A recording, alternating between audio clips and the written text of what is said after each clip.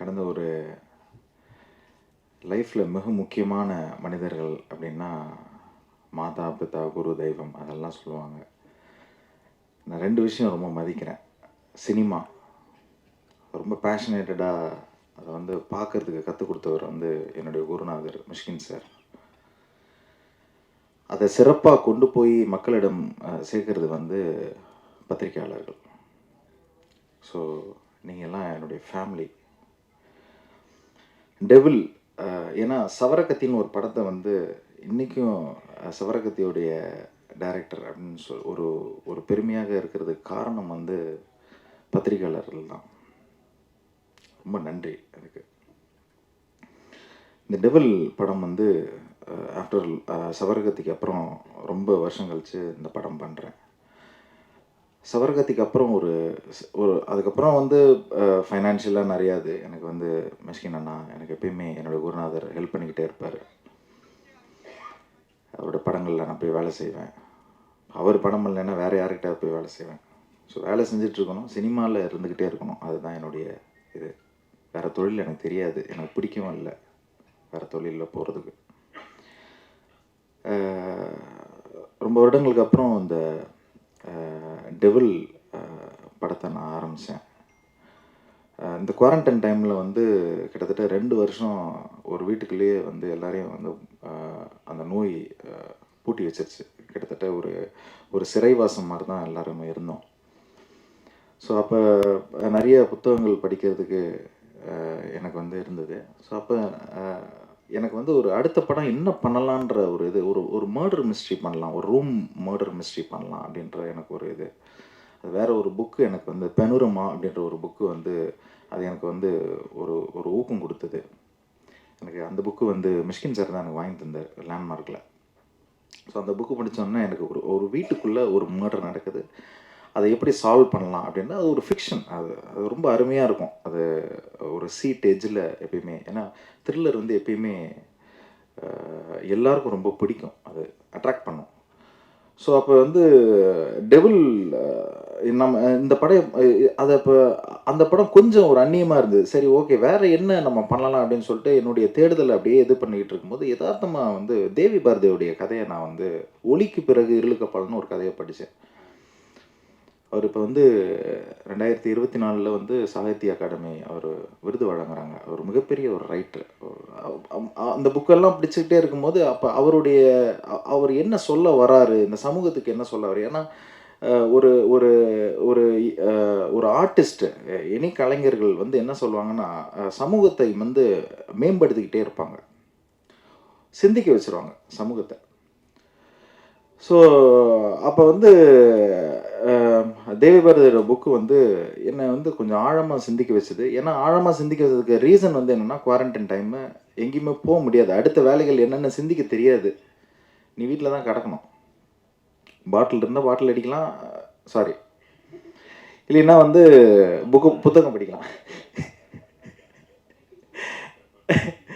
So இதை தான் பண்ண முடியும். அப்போ எனக்கு வந்து அதில் ஒரு கதை வந்து ரொம்ப அருமையாக கிடச்சி, இது ஏன் பண்ணக்கூடாது அப்படின்னு. அப்புறம் கிட்டத்தட்ட அது வந்து ஒரு வருஷம் அப்படியே மனசுக்குள்ள அப்படியே ஓட்டிக்கிட்டே இருக்கும்போது அப்போ திடீர்னு ஒரு நாள் வந்து ஞானசேகர் ஒரு நாள் ஃபோன் பண்ணி, என்ன சார் எதாவது படம் கடம் பண்ணலாமா, கதை வச்சுருக்கீங்களா அப்படின்னு கேட்கும்போது, இல்லைங்க ஒரு கதை வச்சுருக்கேன், பேர் என்ன அப்படின்னு.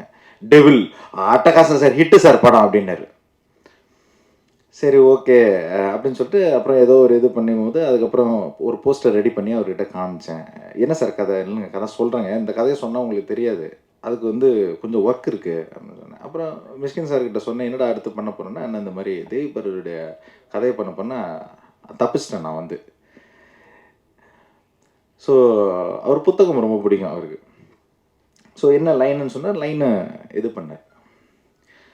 ஸோ அப்படி தான் அந்த டெவில் வந்து உருவாச்சு. அதுக்கப்புறம் அதோடைய கருவை மட்டும் எடுத்துகிட்டு கொஞ்சம் ஸ்க்ரீன் ப்ளே வடிவத்தில் நாங்கள் வந்து கொஞ்சம் எனக்கு வந்து ஹெல்ப்பாக இருந்தவர் மணி சார், எம்கே மணி வந்து அவர் மிஷ்கின் சார் தான் சொல்லிவிட்டார், கொஞ்சம் போய் ஹெல்ப் பண்ணுங்கள் அப்படின்னு சொல்லிட்டு. ஸோ அவர் வந்து கொஞ்சம் நிறைய ஒர்க்லாம் நாங்கள் வந்து பண்ணோம். என்னுடைய அசிஸ்டன்ட்ஸு கிருஷ்ணா, பாலா அவங்கெல்லாம் வந்து கூட இருந்தாங்க. ஸோ இந்த கதை இப்படியே பண்ணிக்கிட்டு இருக்கும்போது அதோடைய டெப்த் இன்னும் போக போக இன்னும் ரொம்ப நல்ல நல்ல கதையாக மாறுறதுக்கு நல்ல டைம் இருந்தது அதுக்கு. ஸோ மிக முக்கியமான ஒரு விஷயம் என்னென்னா, நான் வந்து மிஷ்கின் சார்கிட்ட இருந்து இவ்வளோ நாள் வந்து கற்றுக்கிட்ட ஒரு இது என்னென்னா, ஒரு சினிமா என்ன ஒரு மனிதனை பண்ணுது. இப்போ கேளடி கண்மணியில் வந்து பார்த்தீங்கன்னா, அந்த அம்மா இறந்து போயிடுவாங்க. அப்பா அந்த குழந்தைய வச்சு வளர்த்துக்கிட்டே இருப்பார். அந்த அம்மா எப்பயுமே அம்மாவை கேட்டுக்கிட்டே இருக்கும். அந்த அம்மாவுடைய காற்று வந்து ஒரு தலகாணிக்குள்ளே இருக்கும். திடீர்னு ஒரு அம்மா வருவாங்க. ஒரு டீச்சர் உள்ள வந்து அவரோட பழகி என்ன பண்ணுவாங்க, காத்து ரொம்ப கம்மியா இருக்கு அப்படின்னு சொல்லிட்டு அந்த தலகாணியோட காத்த புடுங்கிருவாங்க. அது தாங்க முடியாது அந்த குழந்தைக்கு. அப்புறம் வந்து பார்த்தீங்கன்னா, மிக முக்கியமானது வந்து நந்தலாலா. ஒரு மனப்பிறழ்வு இருக்கிறவன் ஒரு குழந்தைய கூட்டிட்டு எங்கேயோ ஊருக்கு தாண்டி போய்க்கிட்டே இருப்பான். எதுக்கு போறான்னா, இந்த குழந்தை வந்து அவங்க அம்மாவ பார்க்கணுன்ற ஒரு ஆசை. ஒரு கரெக்டாக ஒரு ஒரு மிட் பாயிண்ட்டில் வந்து அவங்க அம்மாவை கண்டுபிடிச்சிருவாங்கன்ற ஒரு ஆடியன்ஸ்க்குலாம் வந்து ஒரு பெரிய ஒரு இதாக இருக்கும். பட் உள்ளே போனோன்னு அந்த அம்மா என்ன சொல்லும், தயவு செஞ்சு இந்த இந்த குழந்தைய என்கிட்ட காமிச்சிடாத, இந்த குழந்தைய எங்கேயாவது விட்டு போயிடு. அந்த மனப்பிறழ்வு அடைஞ்ச ஒரு ஆள் இவன் என்ன பண்ண போகிறான்ற ஒரு அறையும் அந்த அம்மாவை. நான் மனப்பிறழாவே இருந்துடுறேன், இந்த மாதிரி ஒரு மக்களை பார்க்கறதுக்கு நான் வந்து செத்தே போகலாம், இல்லைன்னா வந்து அப்படியே நான் ஆஸ்பத்திரிக்கே திரும்பி போயிடலான்ற ஒரு இது. அப்புறம் மிக முக்கியமான ஒரு விஷயம் வந்து ஃபாசில் லூட் சாரோட படம் பூவே பூச்சுடுவால ஒரு பாட்டி மனப்பிறழ்வு அடைஞ்சு என்னை விட்டு தனியாக போயிட்டாங்க. இவ்வளோ பெரிய வீட்டில் அனாதையாக நான் கிடக்கிறேன்.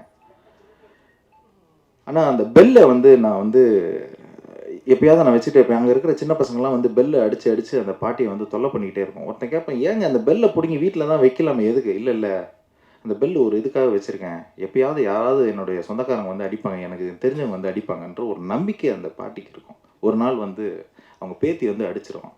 வாழ்க்கையில் இருக்கிற எல்லா சுகமும் அந்த பாட்டிக்கு கிடைக்கும்.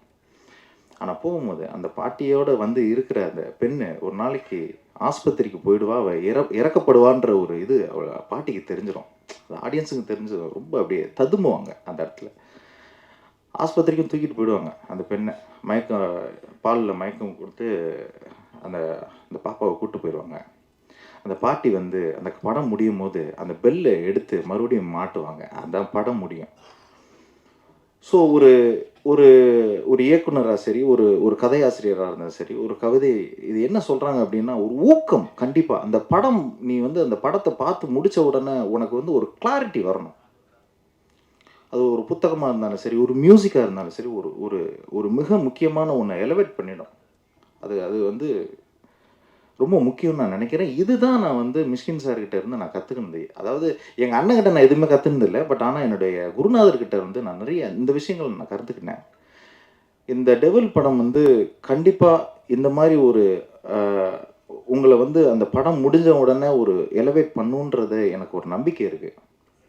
அந்த நம்பிக்கை உள்ள தான் சார் வந்து மியூசிக் போட்டிருக்காரு. ரொம்ப அருமையாக எனக்கு இளையராஜா சாரோட ஒர்க் பண்ணணுன்னு ரொம்ப ஆசை எனக்கு. அது என்னால் அது பண்ண முடியல. அந்த அந்த இதை தீர்த்தவர் வந்து மிஷ்கின் சார் தான். அப்புறம் மிக முக்கியமானது வந்து என்னுடைய producers Radhakrishnan sir, Hari sir. ஏன்னா இந்த மாதிரி படங்கள் நல்ல படங்கள் இதெல்லாம் இது பண்ணுறதுக்கு ஒரு நல்ல ஒரு ப்ரொடியூசர்ஸ் தேவை. அது என்ன புரிஞ்சுக்கிட்ட ஹரி சாருக்கு ரொம்ப நன்றி. மிக முக்கியமானவர் வந்து நம்ம என்னுடைய நண்பர் ஞானசேகர். அப்புறம் இந்த படம் வந்து நடக்கிறதுக்கு மிக முக்கியமான ஒரு பர்சன் வந்து என்னென்னா நம்ம ஸ்ரீகாந்த் அண்ணா. ரொம்ப நன்றி நன்றி அண்ணா. அப்புறம் என்னுடைய கேமராமேன் பற்றி சொல்லணும். ரொம்ப ரொம்ப அருமையாக பண்ணியிருக்காரு. நீங்கள் படம் பாருங்கள், அவருடைய ஒர்க் நல்லா தெரியும். பூர்ணாவுக்கு வந்து ரொம்ப நன்றி சொல்கிறேன். ஏன்னா பூர்ணா வந்து கிட்டத்தட்ட எல்லா படங்கள்லேயும் பூர்ணா இருக்கிறாங்க. ஏன்னா இந்த படம் வந்து எனக்கு எப்படி வரணும் அப்படின்னா, ஒரு மௌனராகம் அந்த மாதிரி ஒரு ஒரு டச்சில் எனக்கு அந்த ஒரு அந்த அந்த ஒரு ஃபீலில் இருக்கணும்னு எனக்கு ஒரு ரொம்ப ஆசை. அந்த அதில் ரேவதி ஒரு ஒரு இது இருப்பாங்க, அந்த அந்த ஃபீல்டில் எனக்கு நடிக்கணும் அப்படின்ற ஒரு இது. அதனால தான் அதை எனக்கு எழுதும் போதே பூர்ணா வந்துட்டாங்க எனக்கு. ஒரு ஸ்கார்சி வந்து எப்படி தேர்ந்தெடுப்பாரோ, ராபர்ட் டினிரோவும் ஜோ பெஸியும் எப்பயுமே நடிப்பாங்க அவங்க படத்தில்.